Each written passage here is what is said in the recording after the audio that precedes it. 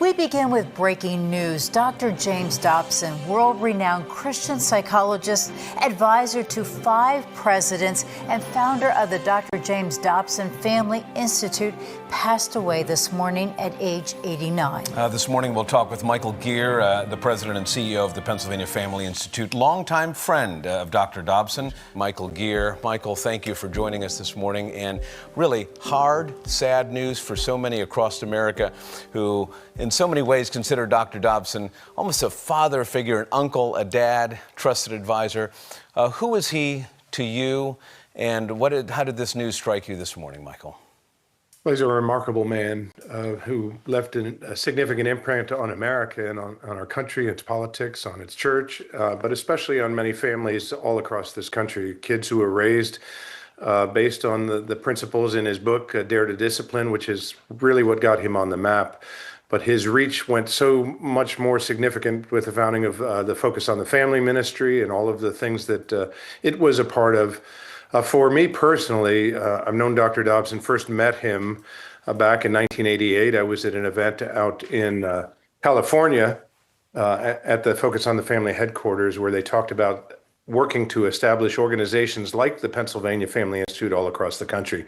He was really a spearhead and impetus for this idea that public policy that impacts the family needs to be addressed by those who are of faith, who have common sense values, and especially addressed at the state level, which is what we're about at Pennsylvania Family Institute. And in many ways, the Pennsylvania Family Institute is a living, breathing legacy of Dr. Dobson's work. What was the world like before Dr. Dobson, who, by the way, many people don't know, was not a pastor. He was not, in the traditional sense, a religious leader trained in seminary. Tell me about the before and after Dr. Dobson world. Yeah, it is interesting. His dad was a pastor, and so he grew up as an only child in that situation. But he became a psychologist and a teacher, and using what he learned from that, plus based on biblical principles, very strong Christian man, though not a pastor, used those biblical principles to try to address the challenges that were facing the family, in establishing organizations or working to establish organizations like Pennsylvania Family Institute. One of the things that Dr. Dobson talked about was the tens of thousands of letters that they would get in to Focus on the Family headquarters, many of them from families that were facing desperate situations with kids who were acting out or on drug abuse or marriages that were failing. That was back in the late 70s into the 80s. Focus on the Family was founded in 1978.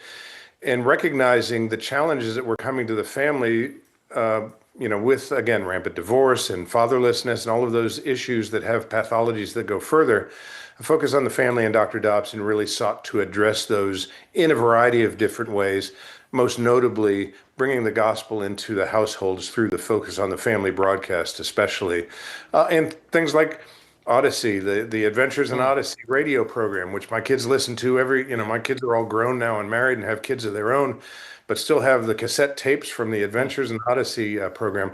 That's the wide reach that really brought the gospel principles into families all across America.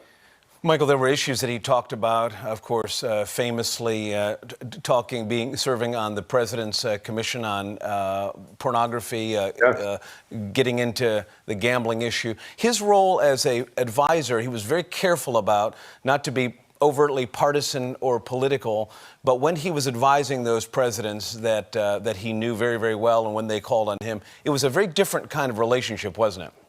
It really was. The first relationship that he had with the president was pretty early on in the life of Focus on the Family, was working with the Carter administration on those issues. And then again, most notably, became very good friends with President Reagan. And it was out of his relationship there and those commissions that he served on where he really realized that public policy was significant and important to engage for Christians and those of faith to engage in the public policy realm because of the impact of those laws when we so many issues. And of course, he was a champion for the sanctity of life. And I think he was a major mover in getting Protestant churches, especially in evangelical churches, to look at the issue of abortion in a way that they had not before, and sort of to follow the lead of the Catholic Church in taking a stand for the sanctity of life from conception until natural death. Michael, take the last 30 seconds and just tell us just a personal reflection for you of what it now means to this generation of Christ followers, of believers, to be in the culture, how we should do it, and what lessons we should learn from his extraordinary life.